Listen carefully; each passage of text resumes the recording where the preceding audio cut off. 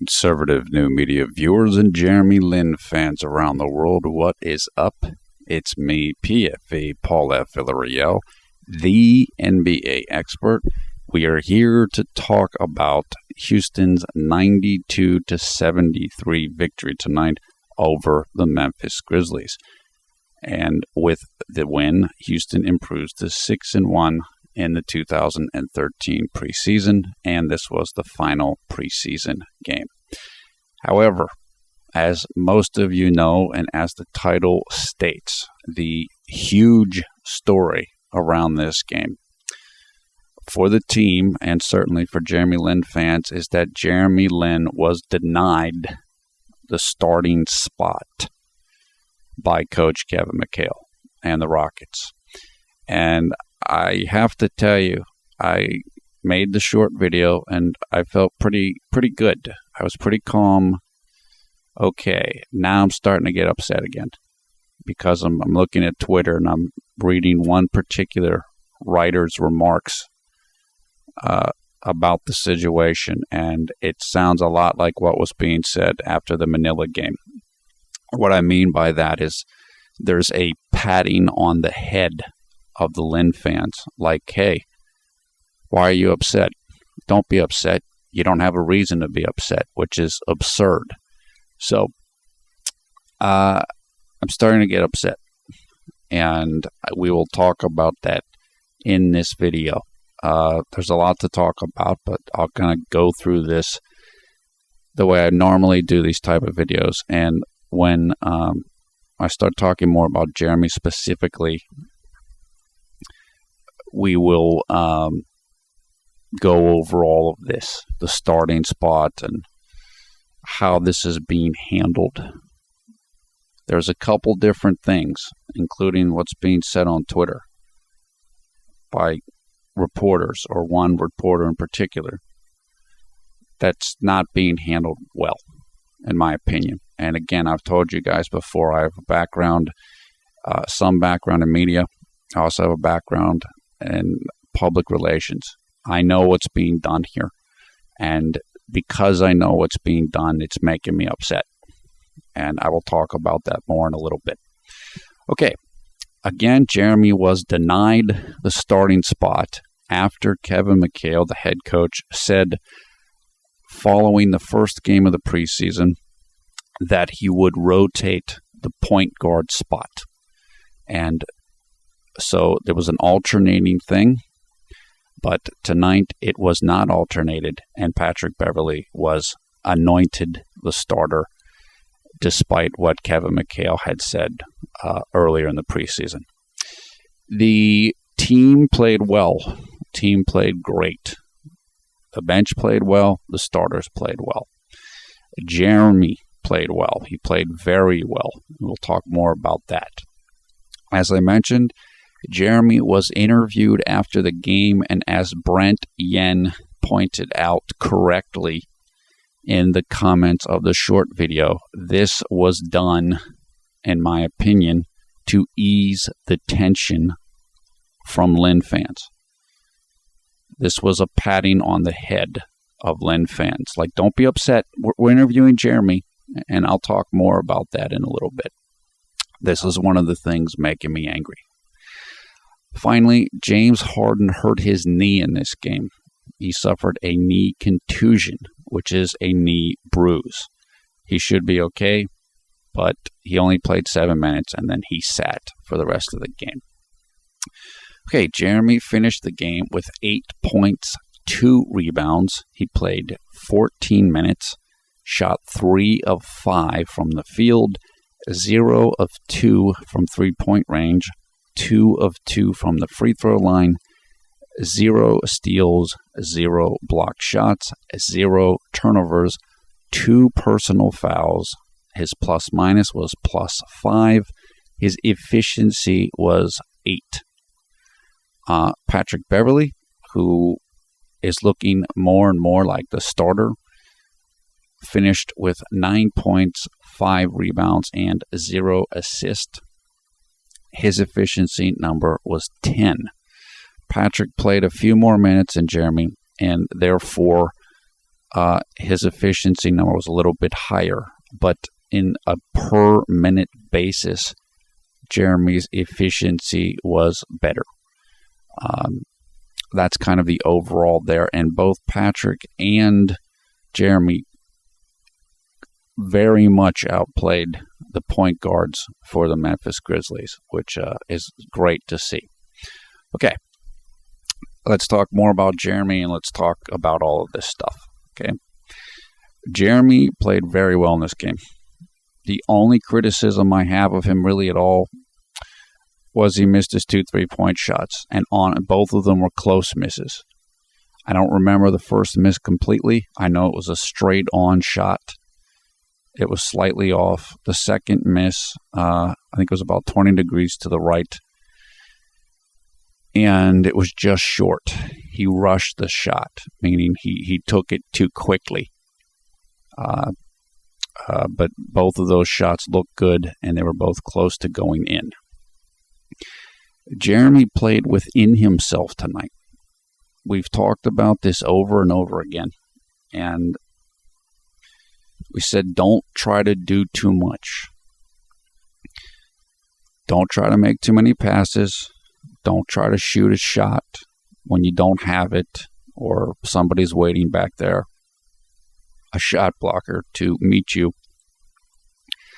This was the best I've seen Jeremy play in this manner in terms of playing within himself. He did great at this.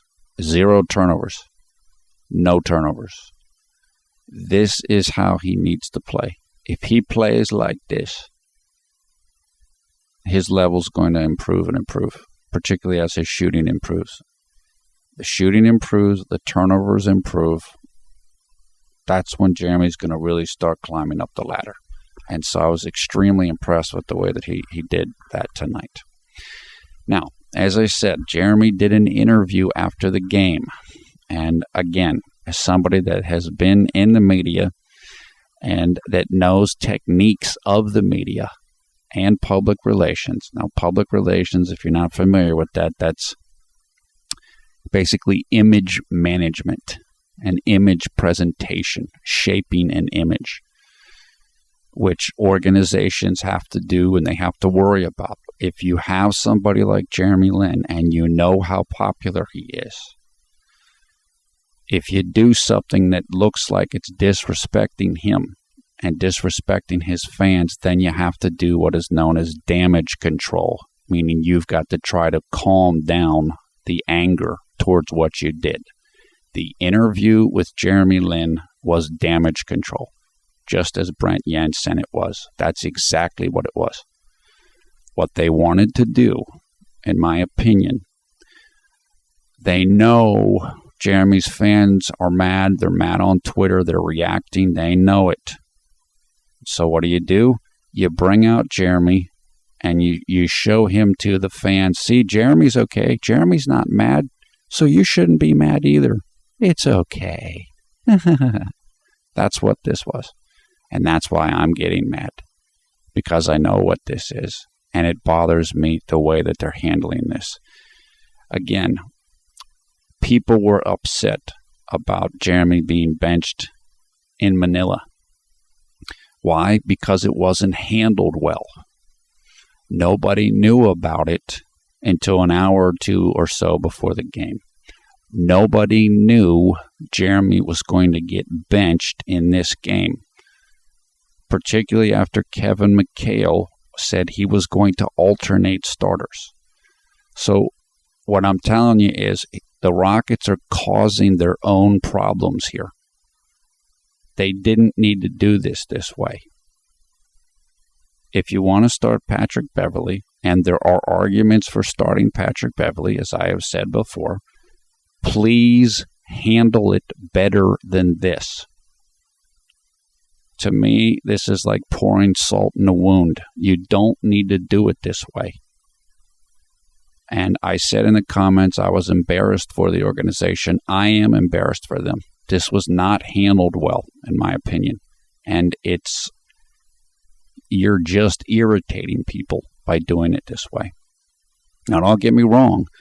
If you decide to bench Jeremy, you're going to irritate people, but you still could have been less irritating if you would have done what you said you were going to do.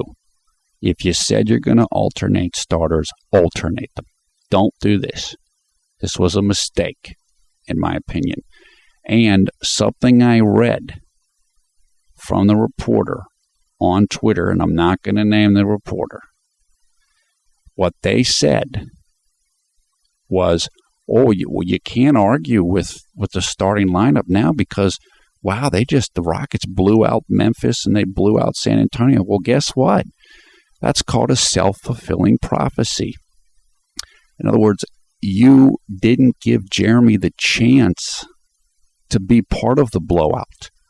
So you start Patrick Beverley after you say you're going to start Jeremy and alternate him. Then you get a blowout, and then you say, wow, we can't change the starting lineup now. You created your own situation, and that is not fair. That is not fair to Jeremy Lin or his fans. So don't come with that stuff. That's nonsense. Don't think people don't know what you're doing. Don't think people are stupid. They're not stupid. And this is, I said, I'm not upset if you want to start Patrick. I might not like it. I might not agree with it. I'm upset because you're playing games now. You're treating people like they're stupid. You're trying to run a scam on people and tell people how to act. This is exactly what happened after Manila. Multiple people in the media from Houston coming out trying to criticize Jeremy's fans because they were mad, trying to control them. Well, don't be mad. Why are you mad? No, don't do that. That's not going to work. You're going to make people more upset. And that's not what you want to do. That's not the way you want to handle things as a public entity. That's definitely not the way to do it. So, as I said, just handle it better. If you handle it better and people think that you're treating Jeremy with some respect, then they can deal with it. But if you don't do that, then you're going to make people mad. Like I said, if you watch the short video, I was pretty calm. I felt pretty good. Now I'm angry because of a couple things I saw after the game. Why? Because they're trying to bulldoze people here. Metaphorically, they're trying to push people instead of being nice to people and having respect. That's a mistake. You don't want to do it like that. You don't want to do it that way, especially, as I said, if you're setting up self-fulfilling prophecies. We start Patrick and we get a blowout, but you don't give Jeremy a chance to get a blowout. Then you're really going to make people mad. And then you pretend, well, we can't change it now because Patrick got us a blowout. Well, you didn't give Jeremy a chance to get you a blowout. So it looks like a setup, and that's not good. Okay, so this, well, I'll get to that in a second. I mentioned this in a short video, and I'll mention it again. Jeremy was not, and I repeat this, Jeremy was not outplayed by Patrick Beverley in the preseason. In other words, we talked about an open competition and all this. Let the best man win. Jeremy didn't lose. I can tell you that right now. Now, you can argue about whether he won or not, but he didn't lose. So I think some of the people, in fact, I know this, some of the people that were rooting against Jeremy were hoping that Patrick Beverley was going to clearly outplay him. Well, that never happened. And so now you got a problem, because now it becomes, well, then how do you justify starting Patrick? Well, that's a really good question. How do you justify that? Well, you justify it by starting Patrick in 2 straight games and then saying, well, we got good results, so we got to stay with this. That's unfortunately the position that you put yourself into. So if Patrick didn't outplay Jeremy, and he didn't, then the team is either making this move because they think they need Jeremy scoring and playmaking off the bench, or else, as we talked about before, they're setting up for a trade of Jeremy. Now, why would they do that? Jeremy's clearly playing well because of his contract. Patrick has a very small contract. Jeremy has a pretty substantial contract. We know with Daryl Morey, the general manager, he's a wheeler and dealer. I have heard just today that Daryl Morey is still interested in getting LaMarcus Aldridge.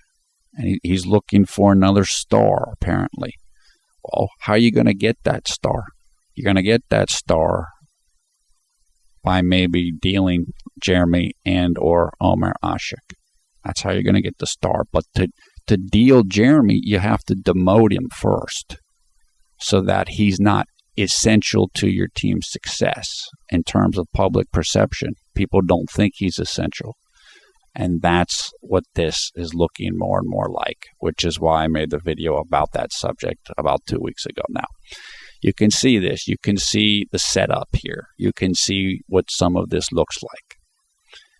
And that's looks like we're kind of where we're heading.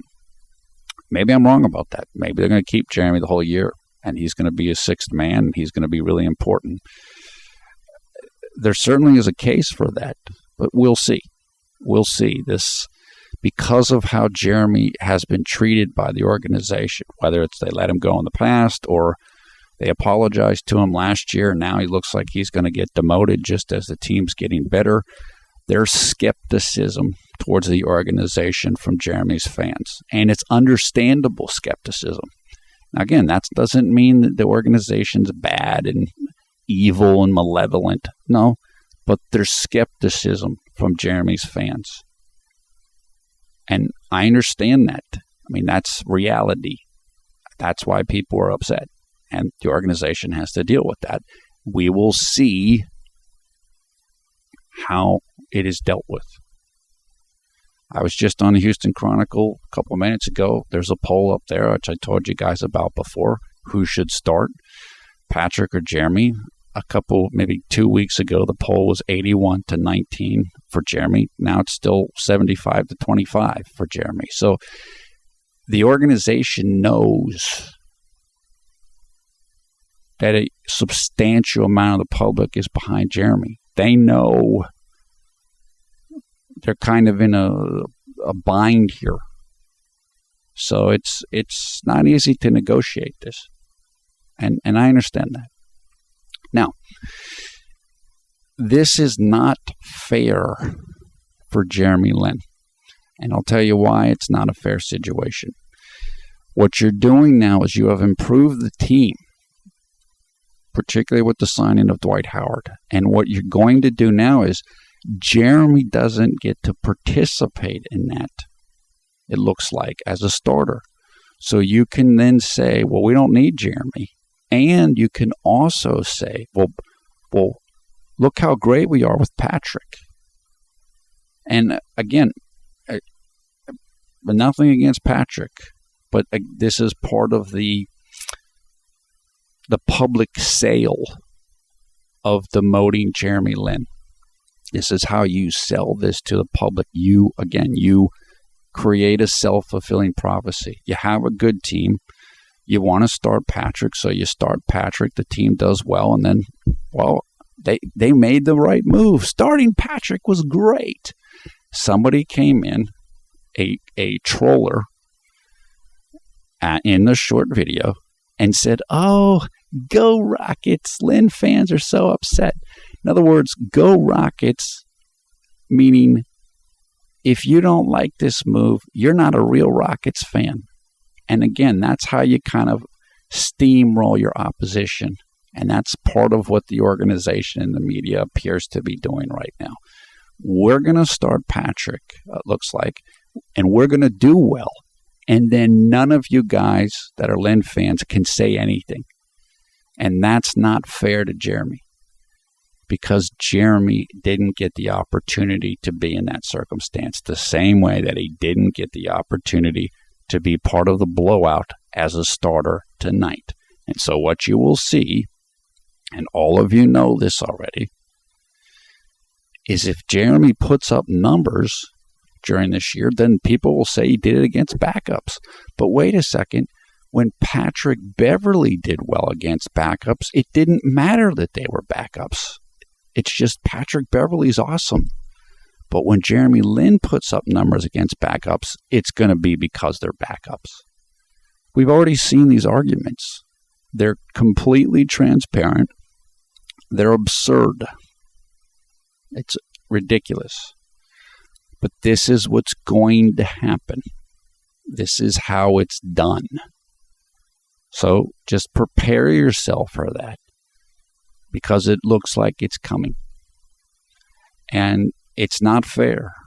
It is not fair. And again, I'm objective or whatever. I can tell you right now, it isn't fair. But Jeremy has been through worse than this. And he is improving. So there's still hope. Look, Jeremy may have to eventually leave the team. It's getting clearer now that he might not get a fair shake with this team. And again, I like the Rockets. I respect everybody involved with the Rockets. The owner, the general manager, the coach, everyone. But that's not the same thing as saying, is Jeremy getting a fair shake? In other words, I can think he's getting an unfair shake and still respect everybody. Sometimes business is you don't get a fair shake. So in order for Jeremy to get a fair situation, he may eventually have to leave the organization. And with the way that this is playing out, it's looking more and more like that might have to be the case. And that's okay. It's not great. I don't like it. But Jeremy can do it. He can manage it. And that's it. Try hard, and this is going to be very difficult. Try hard not to rise to the bait of the haters or the critics now. Already seen people coming in, multiple people that I had to take their comments off. You're not coming into our videos and trying to just rain on the parade of Lin fans. Not now. That's just disrespectful. And we're not doing that. Don't do that. Don't do that. That's not going to work out well. So they're going to party now. They're going to celebrate. They're going to try to push you. Like I said, the earlier comment, go Rockets. If you don't like this move, you're not a real Rockets fan. And then once the team starts winning, if Beverley's in the lineup, they'll say it was the right move and, try to rub it in your face. Just stay calm. Stay calm. We all know what's going on here. I know what's going on here, just like you do. Nobody's fooled. So they're going to try to run that game. But you don't have to respond to it. Don't worry about it. Look, I was thinking about this, and I was thinking about how I was watching the interview with Jeremy on CNN today, and it was great. If you haven't seen that, go and watch it. Maybe I'll go and I'll put a link into it, to the video description for that. Jeremy talked about a whole bunch of different things, and one of the things that he talked about was how he's much calmer now after the games, whether he plays a good game or doesn't play a good game, which is something that we've talked about earlier this preseason. And it's something we talked about over the summer and last season. In other words, he was under so much stress and putting so much pressure on himself. It made everything miserable. And now he's not being like that. And that's really good to see. And, that's what we're going to do now. Kind of rise above. One of the things Jeremy talked about in the interview was how, because he was asked by the host, and this was like CNN Asia, I think the name of the program is. he was asked by the host, how kind of like, what is it like being an Asian American player? And, with the implication being there's not many of them. What Jeremy was saying is like, look, him and Yao Ming and others, things are changing. The dynamic is changing. And what I've said to you guys before, this is only the beginning. You're going to see many more people of Asian and Asian American heritage coming into professional sports and the NBA, in my opinion. And so what my point is here is I was thinking about stuff of like Mahatma Gandhi, civil disobedience, slow progressive change in a society. And this, Jeremy mentioned how society is changing in his CNN interview. We all want Jeremy to do well, and we want him to be treated properly. But what Jeremy has begun, what Linsanity began, can't be reversed, regardless of what happens with Jeremy. Now, again, I want things to go well for Jeremy, and I obviously, as you know, I believe that they will go well for him, but it's too late to go back now. So if anybody doesn't like Jeremy or doesn't want more players like Yao Ming or Jeremy in the league, it's already too late because of the success of both of those players and other players and other foreign players. It's just, it's a global game now, which we've talked about. Again, I don't care. I don't care who's playing in the NBA. I've loved the NBA for a very, very long time. Seen players come and go of all different backgrounds. I don't care. But if there are people who don't like it or don't like what Jeremy Lin represents or whatever, for whatever reasons they may have, it doesn't matter. It's already started. The dominoes are already falling because of what Yao and Jeremy and others have been able to achieve. And Jeremy basically said that in the CNN interview, and I agree with him. So what I'm trying to say is, Jeremy's only one person. He can't do everything by himself. He can't be the 100% change agent. But he's part of a process. And no matter what happens with him, the process is now underway. And there's no going back. And that's part of Jeremy's legacy, which is what we've talked about before. That's why Jeremy is so important, because he's a transformational figure, like Yao was. And that will continue. There are millions and millions and millions of people who witnessed Linsanity, the event, and the movie. And that's changed their life. And that's never going to go away. And it never could go away. And that's going to start, again, that's going to start another row of dominoes falling. So, if haters bait you, or people are teasing or taunting, and Jeremy's only, this is what he is. He's a backup. Don't worry about it. Don't worry about it. This is only the beginning. Believe me, this is only the beginning. Okay, let's go on to quarter by quarter. Again, Dwight Howard and Omar Ashik started in this game. So it was the Twin Towers lineup. I think this was the second game they played together, or third. In the middle of the first quarter, Marc Gasol, who is the center for the Grizzlies, basically threw down Patrick Beverley, which was just ridiculous. And then Dwight Howard shoved Marc Gasol.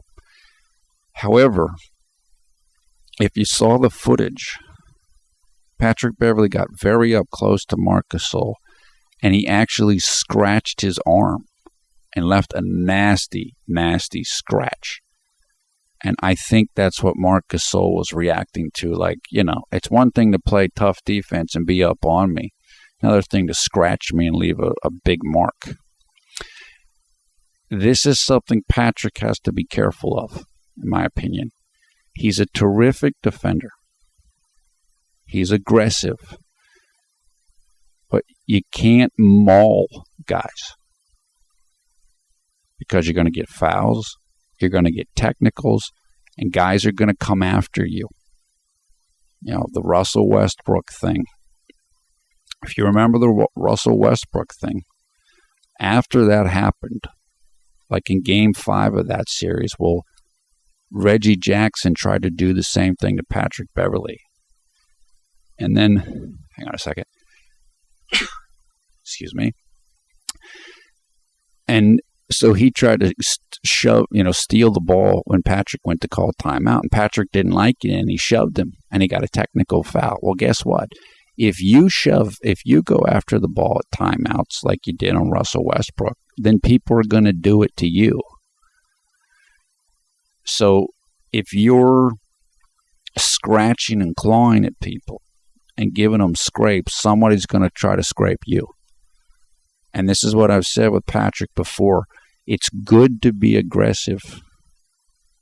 But if you're too aggressive and guys are getting hurt and nicked up around you, then guys might come looking for you and scratch you. So that you have to be careful with that. And I'm a little concerned about that with Patrick. I'm a little bit concerned about that with him. And tonight, I think, was a good example of that. Late in the first, Jeremy came into the game with about 4 minutes left in the first quarter. He came in late in the first. He had a blown assist to Omri Caspi. I think it was a pass out to Omri for a three-point attempt that went out. What I liked about the play was it was a good pass, but what I also liked about the play was that Jeremy drove to the rim, but Marc Gasol was back there, and he didn't take the shot. Sometimes in the past, Jeremy would have tried to shoot that, and it probably would have gotten blocked. So this is what I'm saying. More under control tonight, which was good to see. Memphis is a terrific defensive team. You have to be very careful what you try to do against them on offense. And Jeremy did that tonight extremely well. Then, late in the first, Jeremy was fouled going up for a layup. He was fouled by Marc Gasol, and he was fouled very hard. He fell hard. He does need to continue to work to fall better. I mean, honestly, that's the way it's described. You have to learn how to fall so you're not taking hard falls. Jeremy's better at that than he used to be, but he needs to keep working at it. Just keep working at it, and you just don't want to get hurt. And it was a nasty fall. He made both free throws. Then Jeremy was playing Mike Miller, who is a shooting guard for Memphis, and Mike Miller's about 6'8". As I said, there will be times where Jeremy's playing shooting guard that he's guarding Mike Miller, or he's guarding people like Mike Miller, who are much taller than him. That's going to be tough. I don't think Jeremy was playing great defense on Mike Miller, to be honest with you, but it's not easy to play somebody that's 5 inches taller than you. So that is the type of situation Jeremy can get into when he is playing shooting guard. Then, actually a minute or two earlier, James Harden hurt his knee. Someone ran into him, and again, he suffered the knee contusion. Jeremy had a nice layup. He went to his left hand, drove left to the basket, scored a little layup. It was great. Really nice to see. And so at the end of the first quarter, Jeremy had 4 points, no rebounds, no assists, and a 4 efficiency number. Jeremy began the second quarter on the court with Patrick Beverley. Early in the second, he had a nice box out against a Memphis player and drew a foul on that player. Boxing out a player is what you do when a shot goes up.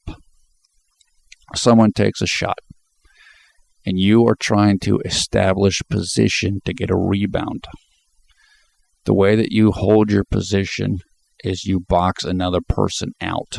And what that basically means is you get between them and the basket, and you kind of seal them off. You kind of, it's almost like you're setting a pick on them, usually which with your back towards them and your face towards the basket. And he did that, and the Memphis guy basically shoved him down, and so he drew the foul, which was a really nice play.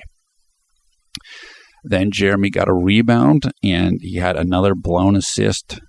He had a nice pass to Francisco Garcia, who missed a three-point shot. Soon after that, Jeremy missed the three-point attempt from straight ahead. It was basically almost a straight-on shot. I think Patrick passed him the ball. And again, I don't quite remember the miss, but I know it was a fairly close shot. It wasn't off by much, which is good. Then I made the note, Jeremy much more under control tonight. As I said, he didn't try to do too much. He wasn't passing too much or when he was in traffic, and he wasn't trying to score when it wasn't available. Again, very good. Clearly, he's progressing in all facets. He's progressing mentally with how he approaches things and not getting too upset if he has a bad game. He's progressing in how he sees the game. With the example there, don't try to do too much. And tonight he didn't do too much. And what happened? 0 turnovers. He can do this. He's capable of doing this. So we want to do more and more like this. And I will say this. Having Patrick around is going to help him and to do this. This is the competition aspect, because Patrick's very much a safety first point guard on offense. He's not trying to make a big play. His main concern is don't turn the ball over. And Jeremy needs to think a little bit more like that. So having Patrick around is going to help him to do that. Again, just to make the point with Patrick, I said it the other day, I love Patrick. Patrick's great. I know a lot of you don't want to hear that right now, but I'm not mad at Patrick. This has nothing to do with Patrick. This is a decision that the organization and the coaching staff is making. So don't be mad at Patrick or hate on Patrick, because it's not his fault. I'm glad Patrick's there because, again, he's pushing Jeremy. He's making Jeremy get better. I might not like if Jeremy doesn't start. I might not agree with the organization or the coaches. I have nothing against Patrick. I have a lot of respect for Patrick. He's a tough-minded guy. And I like that. And again, he's going to help Jeremy. He is helping Jeremy, and they get along really well. And so let's not hate on Patrick Beverley. It's easy to do that. It's easy, the Jeremy's haters are teasing us. They're teasing you. So you want to strike back. Well, you want Patrick to fail now. We don't want to do that. That's basically going down to the level of the Lin haters. And you don't need to do that. And Jeremy doesn't do that, and you don't want to do it either. Okay. Jeremy had another rebound early in the second. Then heading on to the middle of the second, Jeremy had a great layup against Tony Allen. Tony Allen is a terrific defender, one of the best one-on-one defenders in the NBA. And Jeremy just went right by him. As we've said before, Jeremy is so quick. If he gets a step on you, it's over. I don't care who it is. Tony Allen or anybody else. And Jeremy was he was playing under control, but aggressive. This is exactly what we want to see. He went again. I think in another layup, went right to the rim, and I just made the note: you can't stop him. You can't stop him. That's his best asset. He's just an attacker, and he's basically unstoppable by the man guarding him. The way you stop Jeremy, if you're a defense, is you direct him towards a shot blocker, what's known as funneling. You guide him to the help defender, who's a big man, and you hope that person can block his shot or make him change his shot, because you're not going to stop him on the perimeter. And that's what Jeremy is. I mean, that's what he does. And then again, what Jeremy tries to do then is get by his man, make the big man come up on him, and then either Jeremy shoots or Jeremy passes the ball to the teammate who was being guarded by the big man who came out to challenge Jeremy. That's just textbook classic basketball. That's Jeremy's game. That's the basic of his game, although now he's adding shooting. They showed then actually Jeremy had a blown assist to Patrick. He passed out to Patrick for a three-pointer, which Patrick missed. Then they showed Justin Timberlake, the singer, the entertainer. I guess he's a part owner of the Memphis Grizzlies, and so he was in there kind of hanging out behind the Memphis bench. Not real happy because Memphis was getting crushed in this game. So it wasn't a joyful moment if you're a Memphis owner, I'm sure. And Jeremy had another blown assist. So this is probably like the fourth one in the game for him. And we're only through like 2 quarters here. Jeremy then had a foul against Mike Conley. And I will tell you what. The reason this foul happened was because Patrick Beverley went for an offensive rebound. When Houston had the ball, Patrick went to get an offensive rebound, and he didn't get it. Patrick's man was Mike Conley. So Jeremy had to pick up Mike Conley in transition because Patrick was trying to get a rebound. That's the reason why guards don't go for rebounds all the time, because the guards are supposed to get back and play defense. So I've told you guys before, last year at the start, Jeremy was a rebounding machine. Rebounding as well or better than Patrick has done. But then he stopped doing it because he needed to get back on defense. And that issue right there, that play, is an example of why guards don't rebound a lot.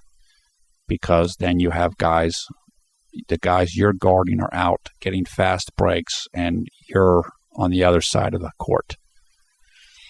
Then late in the second, Jeremy missed his second three-pointer from about 20 degrees right of the top of the arc. And as I said, he rushed the shot, meaning he just hurried it too much. He didn't take his time. His feet weren't set, and his balance wasn't good, and the shot was just short, just little teeny bit. But again, it was a good miss, about as good of a miss as you could possibly get. Then Jeremy had 2 more blown assists, one to Omer for a layup, which we saw tons of last year, and then another one to Chandler for a three-pointer. So through 2 quarters, Jeremy had 6 blown assists, I think. Jeremy came out of the game with 2:45 left in the second quarter. Houston up 41-22.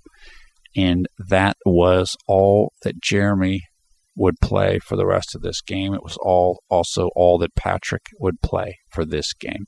And then in the second half, none of the starters for Houston would play. So that's all the quarter by quarter I'm going to do, because that's all Jeremy played. So let's summarize here. Jeremy played very well in this game. He scored 8 points in 14 minutes. That's terrific.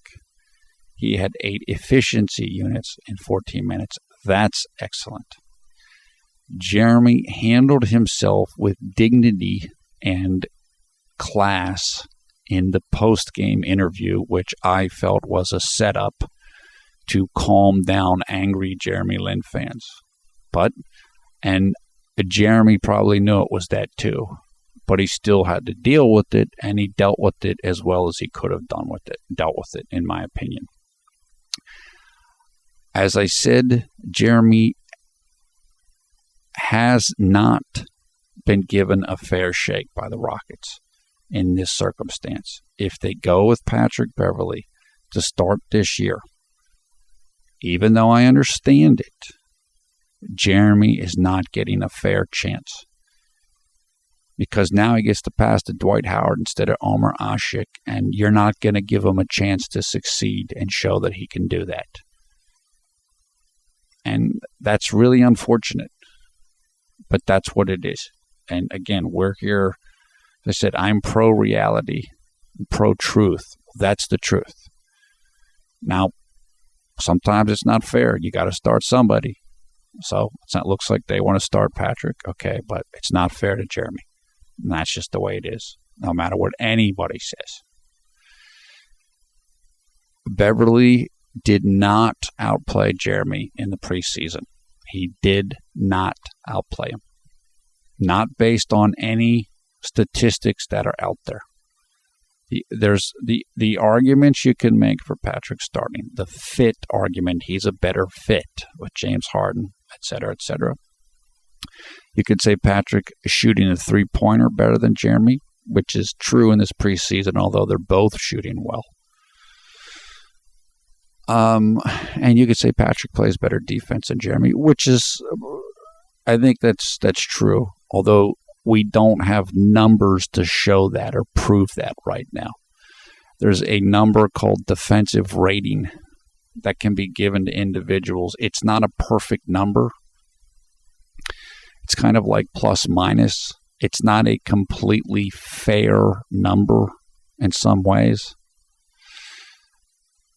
But it's pretty useful, and I don't think I've seen that number at all during the preseason. So I can't sit here and tell you Patrick's defensive rating is a blank and Jeremy's is blank. What I can tell you is that the most fair metric I think that exists, which is efficiency units per minute, Jeremy is slightly ahead of Patrick for the entire preseason. So I can't sit here and tell you that Patrick's outplayed Jeremy, because he hasn't, at least not in that metric. But there are other considerations, including one of which may be they need Jeremy's scoring or leadership off the bench. So there is that argument. Jeremy may have to go somewhere else in the future. He may have to leave Houston if he wants to be the starter and kind of run the show.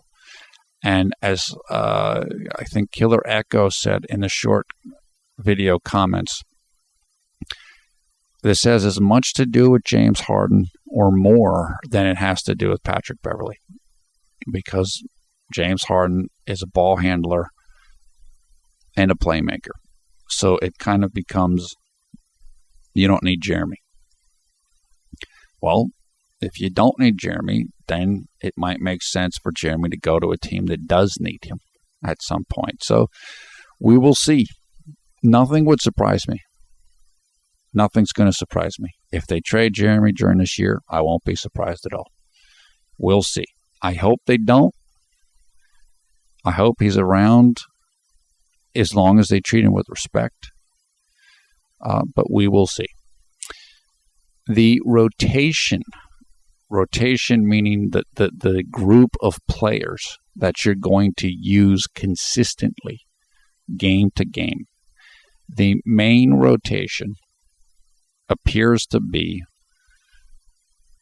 the starting 5 tonight: Beverley, Harden, Parsons, Dwight Howard, and Omer Asik. And then Jeremy Lin, Francisco Garcia, and Omri Caspi. That appears to be the core 8-man group that this team is going to use. And I think that's what it should be. Although we might disagree about it, who should start at point guard in that group, maybe even who should start at power forward as well. But that's what it appears to be right now. Moving on, look, we will know more about the starter situation quickly. I think it is very clear, again, why I was getting upset with what was being said on Twitter after the game. It's very clear to me that it is being set up for Patrick Beverley to be the starter. I think that was why Patrick started tonight. The media seems to be putting out that storyline, and so I do think that is where we're heading. Don't despair. I know you're unhappy, and it feels like Jeremy and his fans have gone through this 100 times already. Jeremy will get through this. He's doing everything right that he needs to do right now. He played great in the preseason. He's improved his shooting. He's improved his ball handling. He's improved his mental state when he doesn't play well. Everything is improving for him. Everything. And that's all you can do. He's not the coach. He's not the owner. He's not the general manager. He can't control what they're going to do. But he's controlling well what he can do. And that's what he has to do. And I'm very proud of him. And if he continues on this path, he's going to get where he wants to be. And that's where we're going to. So, very good. We're going to be here, regardless of Jeremy's starting or if he's not starting. We're still going to cover him the same way. The videos are going to be the same thing. And that's what it's going to be. I know some of you guys are like, if the Rockets don't start him, I'm not watching. Et cetera, et cetera. But we're going to do what we do. We're going to support Jeremy regardless. Doesn't matter if he's a starter or not. So that's where we're coming from. Again, do not pay attention to the haters. They're going to be throwing a party now, and they're going to want to tease you and taunt you. Just walk away. If you need to take a break from certain websites, then take a break. You need to take a break from Twitter, take a break. What haters want, what trolls want, is your attention. So don't give it to them. If you don't give it to them, pretty soon they'll stop. They'll stop their little stuff. So that's my advice to you. We're not going to let it happen in the videos. That's not happening. Not now. People think they're just going to come in and start doing this. No, you're not. That's not happening. If you want to do that, there's plenty of places to do it. You don't need to do it in the comments of our videos. So that's what it is. Finally, as I said, stay positive. This is just the next phase of the journey. I know that it feels like the journey never ends, and just when Jeremy's about to win, he gets dissed again. Or, the Greek myth, Sisyphus, where you push the rock up the hill and then it gets put down to the bottom again. You got to push it up again. That's what this feels like. But it's not.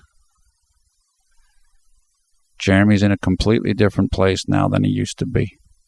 He's off the couch, $25 million contract, multiple endorsement deals, clearly improved his game, learning what he needs to improve in his game mentally, and he's improving it. He's in a much different place. You know, if you're graduate school and you're an assistant, you work for a professor and you do all the work and the professor writes the paper and puts his name on it, even though you did all the work, just keep moving. There are situations that happen like this. Like Cinderella. She's working hard. She's doing her thing, and nobody's giving her any recognition or any respect. And that's what it feels like with Jeremy. He's doing it. Like I said, watch the CNN interview. Watch the interview with him after this game. I'll try to find that and put a link to that. He's happy now. And that's what he needs to do to get to his comfort zone. We talked about in the last video. How does Jeremy get to his comfort zone? Well, he's getting there now. He's getting there now. And that's it. As long as he gets there and stays there, he's going to just keep getting better and better and better. And that's what's going to take him to where he wants to be in his career. So let's just hang in there and keep pushing. The same way that Jeremy's going to keep pushing. That's my advice for you guys. Next game is against the Charlotte Hornets, the first regular season game of the 2013-2014 season. That takes place in the United States on Wednesday, October 30th at 8 p.m. Eastern Time. So it's Thursday, October 31st at 8 a.m. in Taipei, Taiwan. We will find out who the starter is, although I think we have a pretty good idea of who it's going to be right now. But we'll just keep moving. Like I said, Jeremy can be a sixth man. Jeremy can be James Harden in Oklahoma City. He can be Manu Ginobili for the Spurs and come in and do his thing. And that can be the next step up the ladder for him. Work with what you got.